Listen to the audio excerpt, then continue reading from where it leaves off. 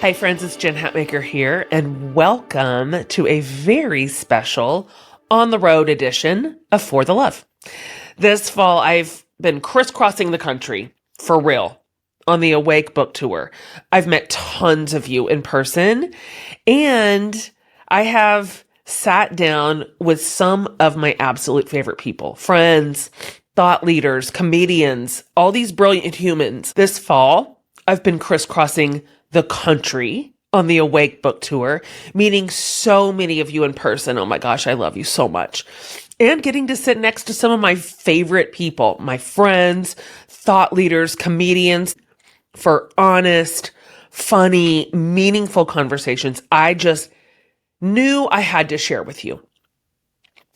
These are the kind of talks that happen backstage, frankly, like in hotel lobbies over all these late night snacks. This is the stuff that reminds me how much I love the people I get to do life and work with. So buckle up because we're taking the show on the road. Let's dive in.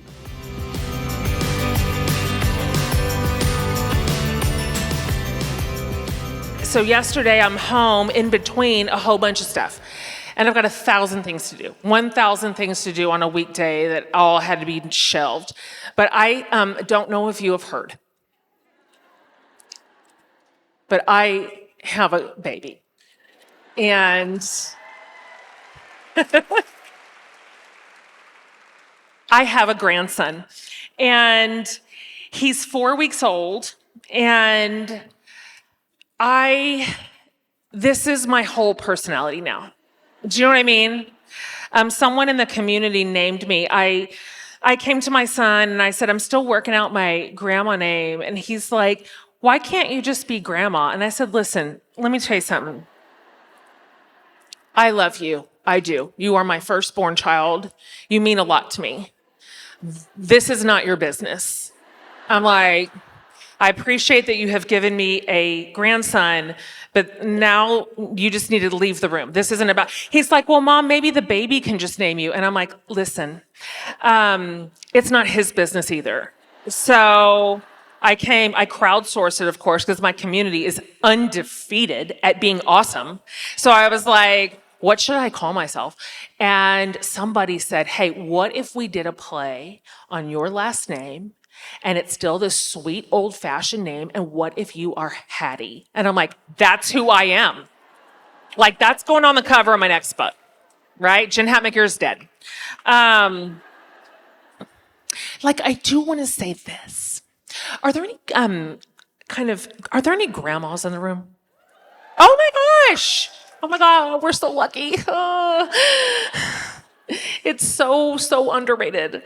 Because it's not like the discipline and the raising, that's not our deal. That's not our deal anymore.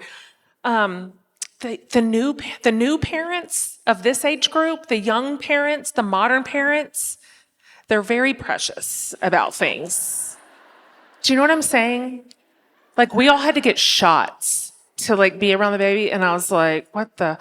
And my son was like, well, there's no kissing the baby until the baby's 2 months old. And I was like, Jesus, give me strength. I'm not joking.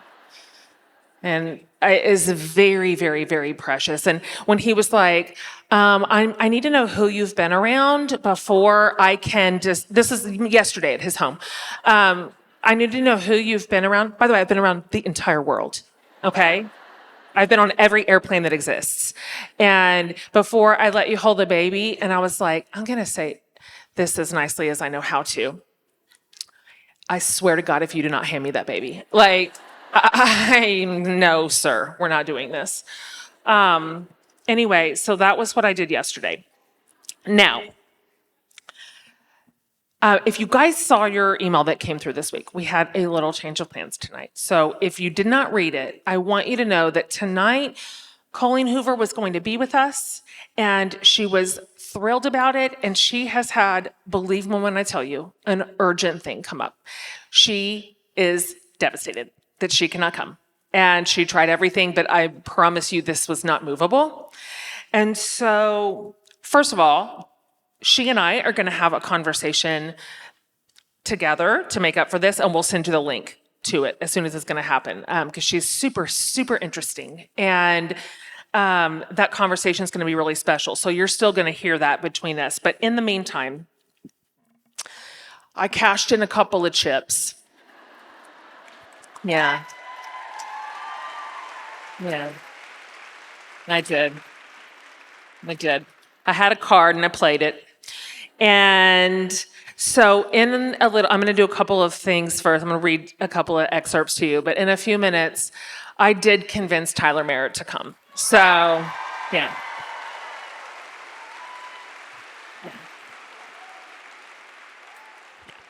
So he'll be joining us in just a few minutes. And I thought before then that I might read you a couple of excerpts out of Awake.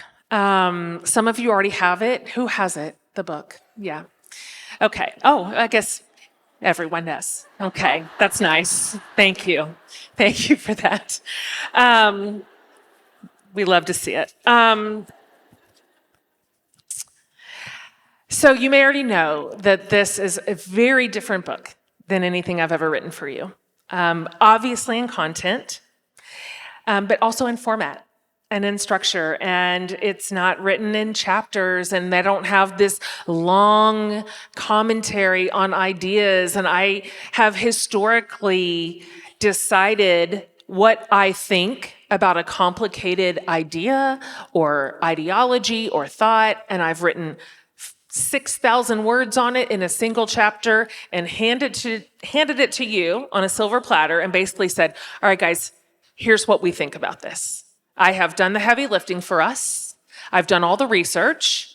I've written all the words, and here are my conclusions. Very prescriptive. Awake is the opposite of that. It is descriptive only. It's written in teeny little scenes. Little tiny vignettes. Certainly, some of them follow the story of the loss of my 26-year marriage, obviously.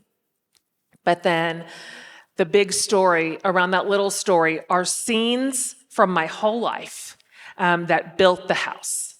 So as I got to this age and went, wow, how did I lose everything I'd ever been taught to build, right? With all the tools that ever existed to do it with great success, I noticed a lot of themes, and I think that you will too as you see them. And so, Awake is written in 3 sections: the end, the middle, and the beginning. And so I'm going to read you one scene from the first section called The End. And as probably makes sense if you haven't already read it, the first third of this book was the hardest to write. And this is when I went back and walked through almost a day by day of what it was like to lose my marriage in a shocking way and grieve. So, having said that, this scene is called For Grief. If you have your books and want to read along, it's page 55.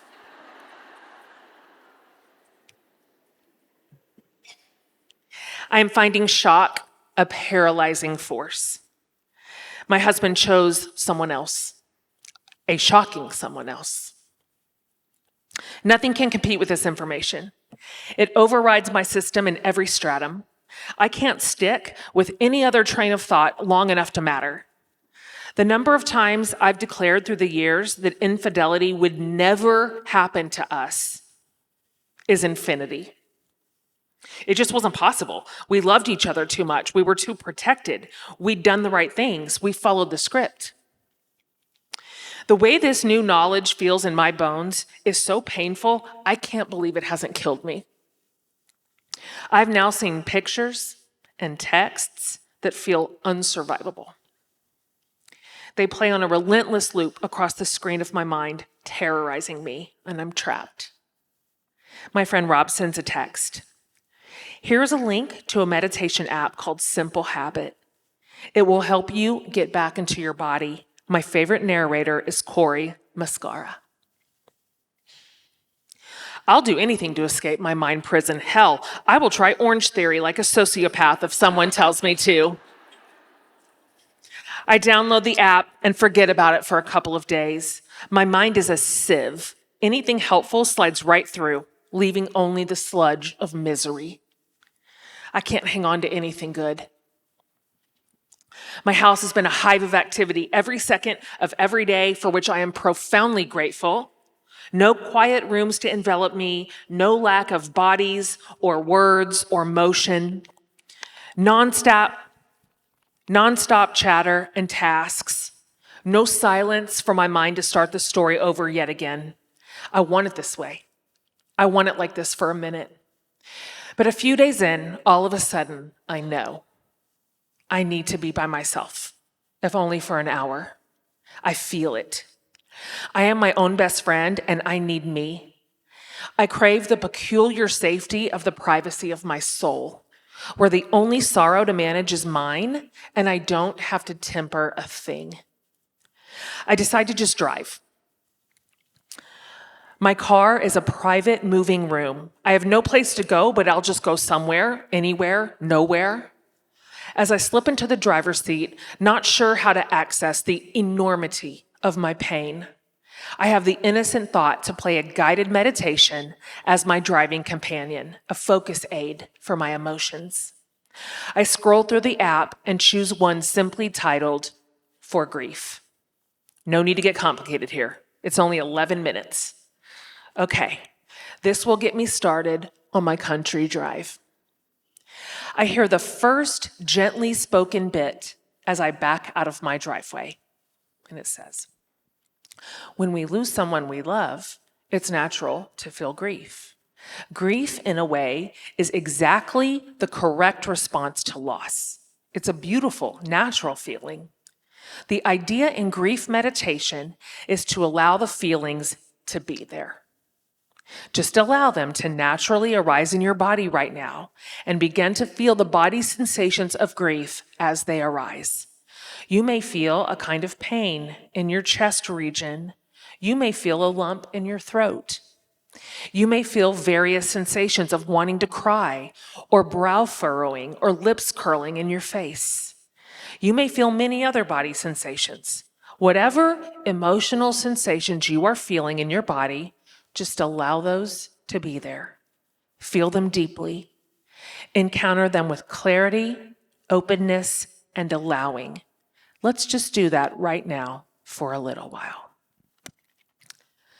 My brain was only going to listen, but my body instantly accepts the permission slip. I drive exactly 11 houses up the street, and I'm unable to go on. I pull under my neighbor's huge pecan tree, put my car in park, and start screaming. I weep and sob and wail from the depths of my wrecked heart. I am inconsolable and out of my mind. It won't end. If a neighbor sees, they will call an ambulance. I lose all time. I have never physically grieved like this before or since. I sit under that tree in my car, screaming for almost an hour. I allow everything. I don't tamp it down or speed it up. I don't ask it to have more dignity. I don't let myself feel afraid of this violent sorrow. I experience the suffering in my chest and back and head and stomach. Agony cascades from every place my body has stored this trauma. I let it run down my face and soak my shirt. I let my fists beat the steering wheel. I let my howls pierce the air. I rub my wounded heart with my hands and hold myself like a best friend. I wail like it is the only thing that might save me. I bypass my mind and give my body the gift of grief. Ironically, it is my first moment of relief. Easy.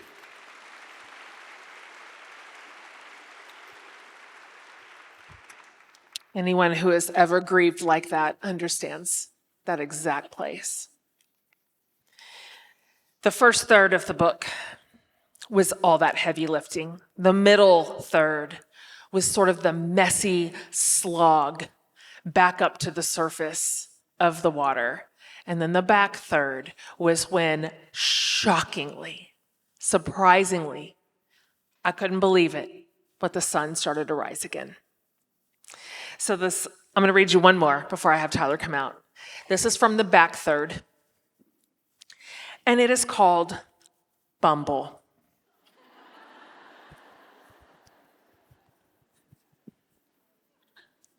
Heeding cues from my body, and not just my overthinking mind, I think I am ready to date. She's given me the internal prompts, from emotional self-protection to dazzling independence to a little heat, even to loneliness. Sure, I don't know, I've got some curse words in this, and I'm not going to say it because we're in a church. Okay? So if you're reading along, you're going to be like, that's not what you wrote. Oh, sure, my brain has plenty of stuff to say about this because she's a nervous Nelly. But my body is like, knock, knock. Please find a way to get near a man. My brain and body strike a compromise and decide to quietly make an online profile. Here's the extent of my knowledge on dating apps. Chrissy Metz said something on Instagram once about Bumble, where the women are in charge of choosing. This is the full scope of my intel.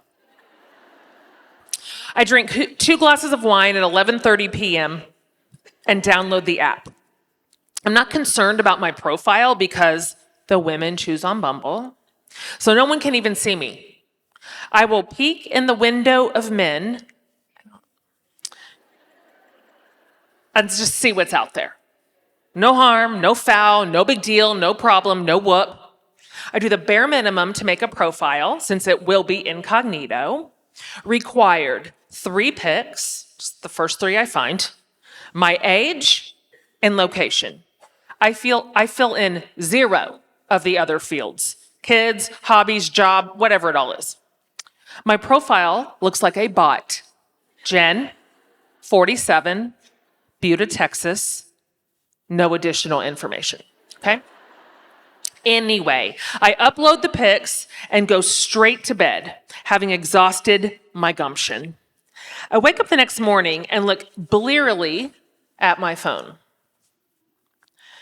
The whole screen is full of notifications. I'm trying to figure out if a group chat has gone off the rails when I notice the little yellow bee thing on every one of them. Fun fact, men can see you on Bumble. And apparently, you do not need a single qualifying detail on your profile for 144 of them to Bumble you. Okay? Also, a bunch of them super bumbled me, or whatever the hell it is called, and this is the reason God invented anxiety meds. I have no idea what to do. So I start scrolling through them, and I am just saying it is a dark 20 minutes. I guess I didn't require any parameters either because I'm new here. So every man in a 50-mile radius has bumbled me, including the divorcees who were like excited to start another family with the right lady.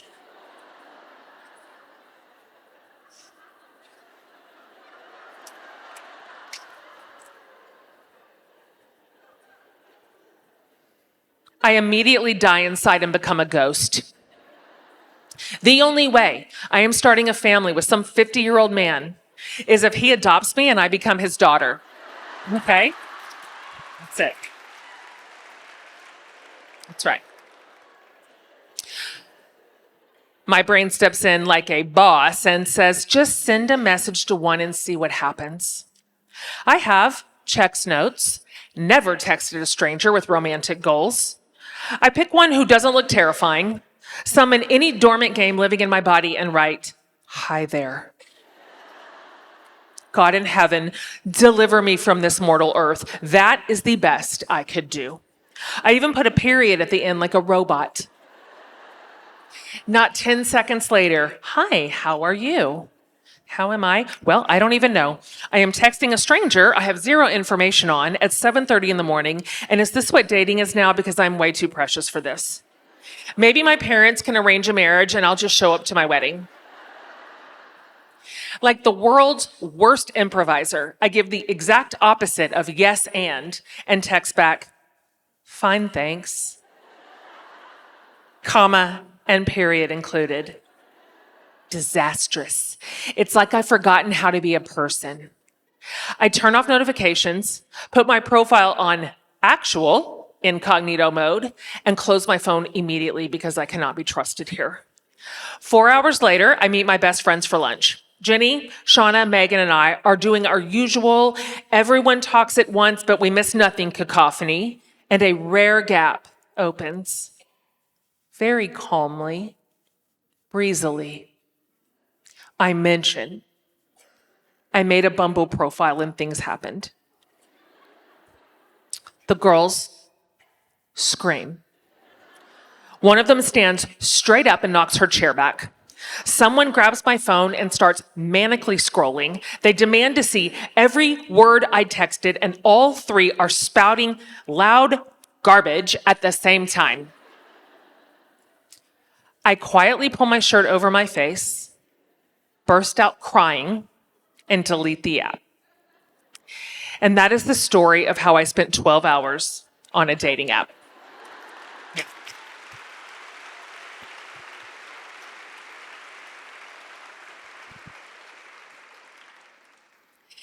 Well, it worked out because I got rescued from the dating app quagmire by meeting a man in the wild like the olden days.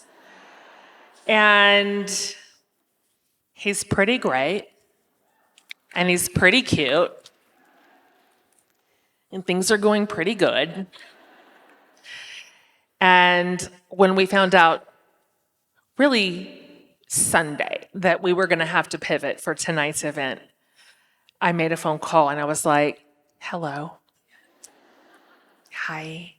And I'm so delighted. He was thrilled to get on a plane and spend an evening with you tonight. He is incredible. If you don't already follow him, you should immediately fix that in your phone. Tyler is many things. He's an actor. He's an activist. He's an author. He's funny. He's honest. He is a leader that people gravitate to. He's got the Tyler Merritt Project, which a lot of you have his shirts. I've seen you tonight. He has viral videos. He has books. He speaks. And he has been a really profound and surprising light in my story. And I'm delighted to have him here. So y'all help me welcome Tyler Merritt.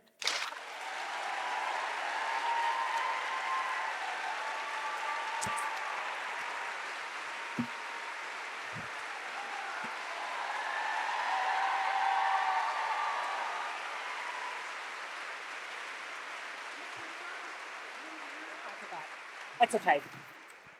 He's letting me switch because I told him that was my better side. Okay. And I said, baby, you ain't got none but good sides. Okay. That's great.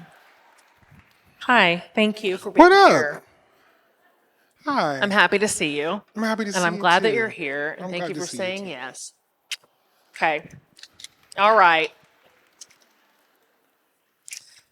Okay. I wondered, since we have you here, This is the part where she asked me questions. We have a whole thing planned. yeah. We have a whole thing planned, but this is not going to go well. Why? Just because we're us, and I Oh. can't see the structurally, and also we have time limits. Yeah. We are not good at that. And brevity is neither of our long suit. And so let's just do our best, okay? Dope. Just, I would love for you to talk a little bit about, in case they don't know, sort of, because you're a creative in your heart of hearts. Now, that has a lot of tendrils. You have a lot of outlets for it. Like your creative mind is going in 1,000 directions all at once, but that is really who you are. And so I wonder if you could talk a little bit about the earlier years of your life, because, I mean, you're a son of a sports dad who was like, let's hit that baseball field. And what it was like for you to start to realize, acknowledge, become aware of your own creativity, your own North Star, and some of the earlier levers that you pulled to start writing your story in the right direction? Gotcha. Some of you don't know, my father is a strict military guy and really thought like my son's gonna go into sports. And he was like, "What's your favorite sports team?" And I'm like, "Oh, Oklahoma."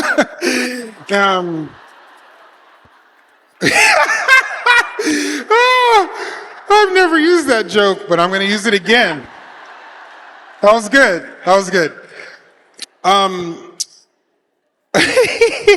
So I'll tell you, this is what I love about storytelling and writing and music and art.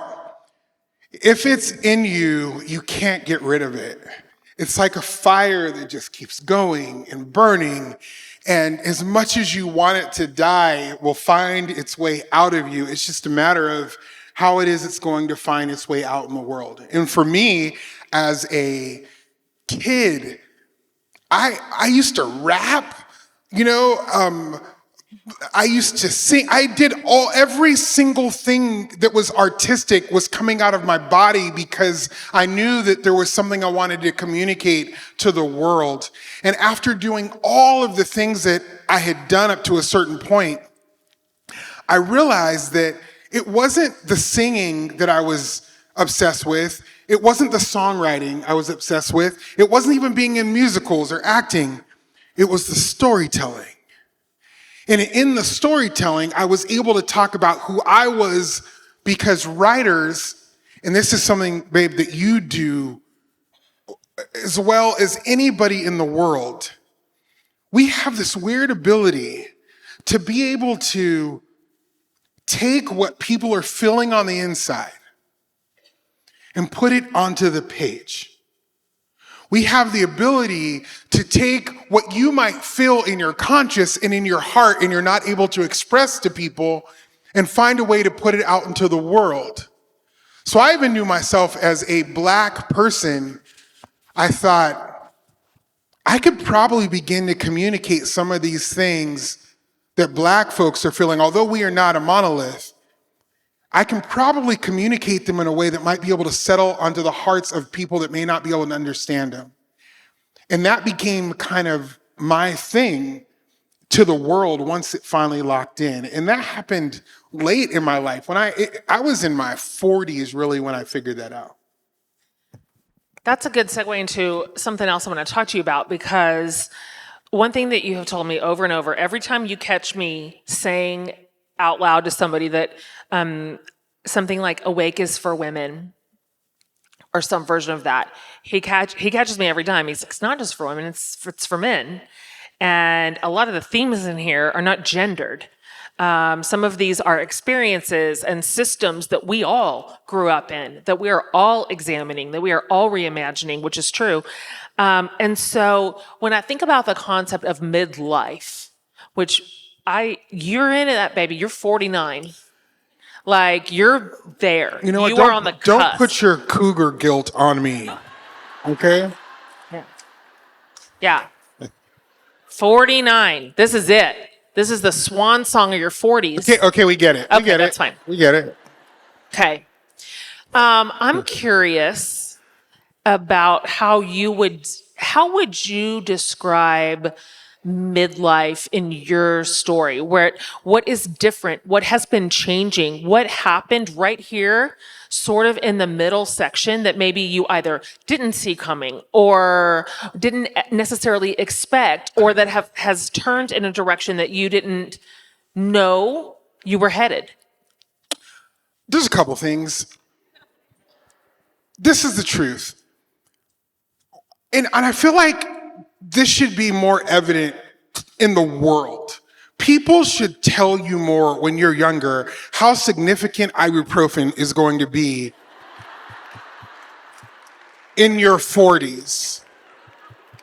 Like, no one tells you, like, no one sits you down and goes, there's a couple things you're going to need to understand. Ibuprofen's going to matter. And in my case, they took out one of my kidneys, and then they're like, you can't have any ibuprofen anymore. And I was like, just kill me. But also, I'm only slightly joking about the ibuprofen part, but also your alphabet shortens when you become a certain when you become a certain age. Some of you know where I'm going with this. This is what I mean by your alphabet shortens. You tend to have no more F's to give, and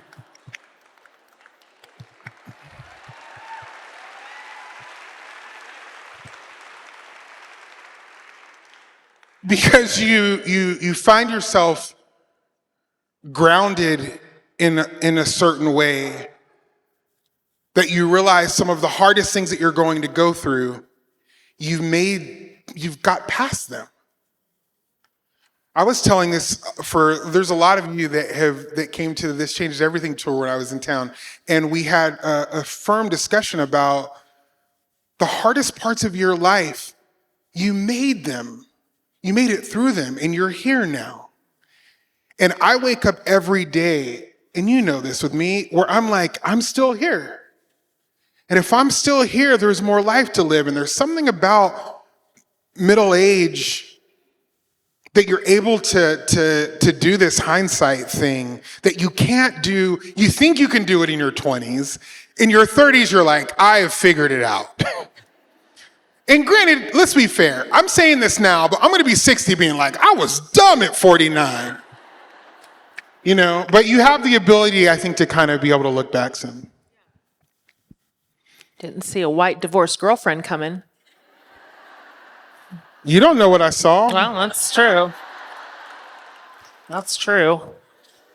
Why, we feel so formal. This is so weird. Well, what do you want to do about I it? don't know. But like, I mean, you're like is it for the plant? Oprahing me right now. You're like, sir, in your early days. Okay. All right, here. Why don't we turn this way? I know. They can see us. Let's move this. Jeez.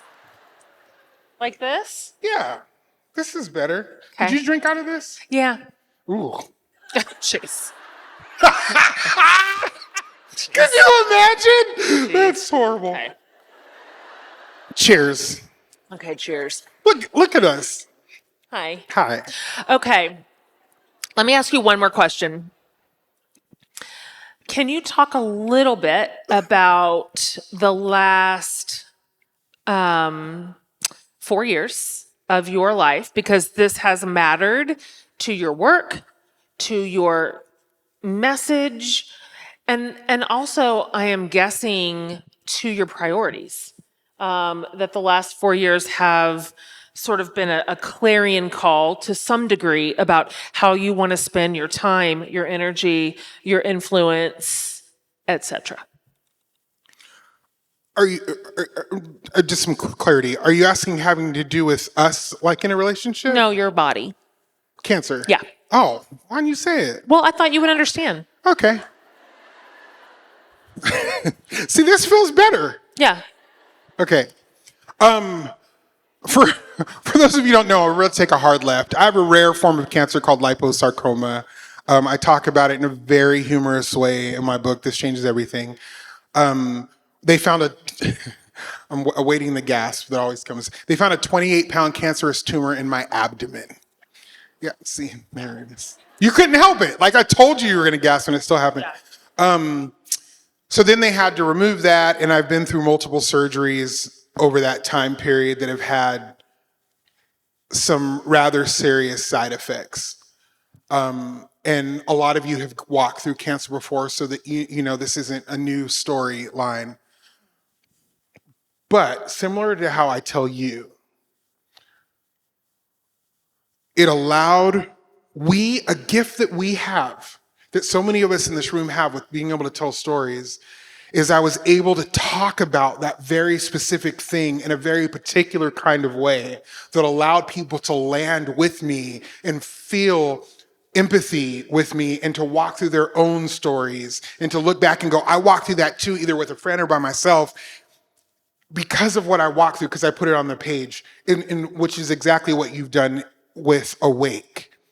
I'm going to tie in, though, real quick, both the story of cancer and the story of you.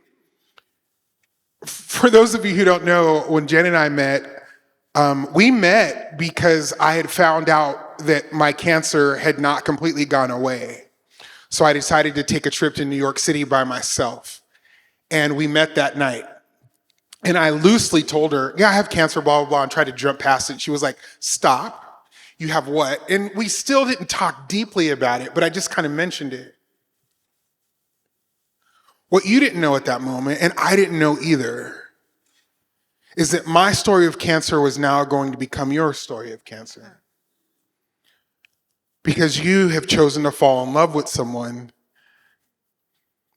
who has to walk through some really crappy things. And you've walked through those things with me over the past 4 years. Because you all follow Jen, I'll give you a very specific example. This time last year, she was at me camp, and I couldn't go for the first time.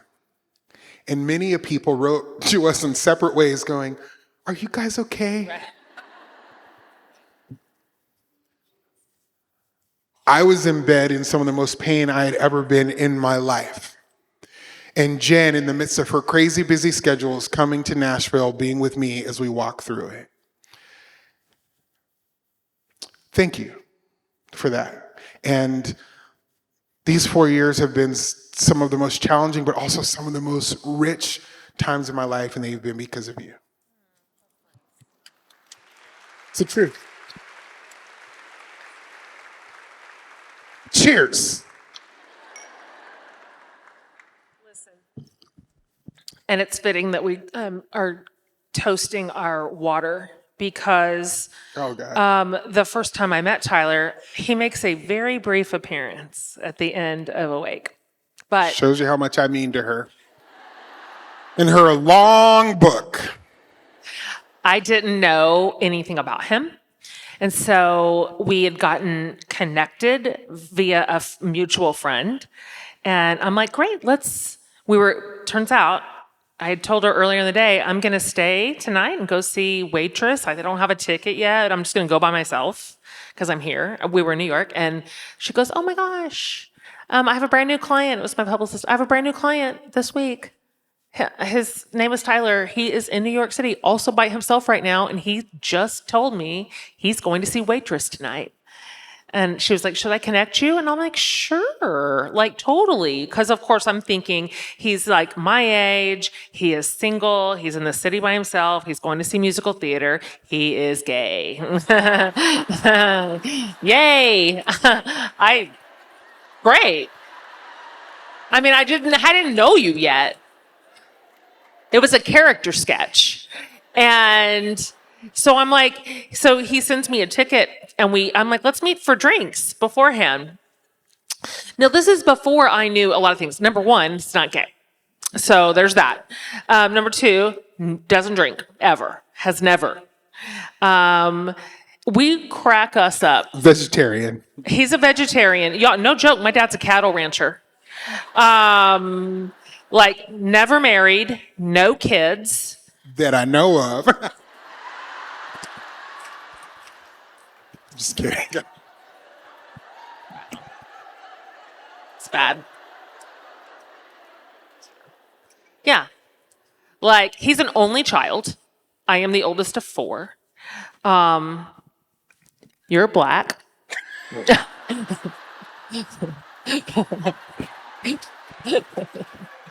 Baby, it's how you said it. Well, you were like, he has no kids. He's the only child. You're black. yeah. Yeah. Anyway, Thanks for that. It's fine. we're funny on paper. But here we are. We're coming up on 4 years. Yeah, we are. Amazing. Thank you for talking a little bit about your life and your history and your recent story. I just appreciate you sharing that in the room.